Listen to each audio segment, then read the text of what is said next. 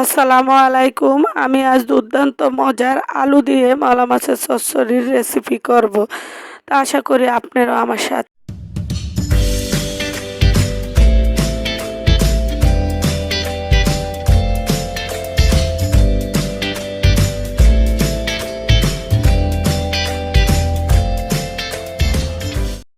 তো কথা না বাড়িয়ে চলে আসছি। এখানে আমি আধা কেজি মলা মাছ নিয়ে আসছি। এসে ভালোভাবে কেটে সুন্দর করে ধুয়ে নিয়ে আসছি। আর এখানে যা যা লাগবে মলা মাছ চচ্চড়িতে সব কিছুই নিয়ে আসছি। তো মলা মাছ অনেকে অনেক রকম করে খায়, এভাবে চচ্চড়ি করে খাইলে দুর্দান্ত মজার হয়।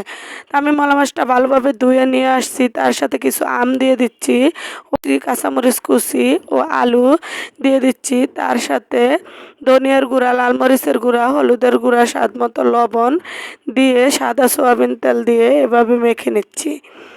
নিয়ে এই যে এরকম করে আমি পানি দিয়ে মেখে চুলাতে তরকারিটা বসিয়ে দেব। তো এই যে বসিয়ে দিচ্ছি, দেওয়ার পরে একদম মাখা মাখা হয়ে গেছে। এই পর্যায়ে আমি একটু ধনিয়া পাতা অ্যাড করে দিলাম। দিয়ে এখন আমি আপনাদের সাথে, এটা তো আলু, একদমই শুকনা করা যাবে না, একটু ঝোল ঝোল রাখলে ভালো হবে, সামান্য ঝোল ঝোল।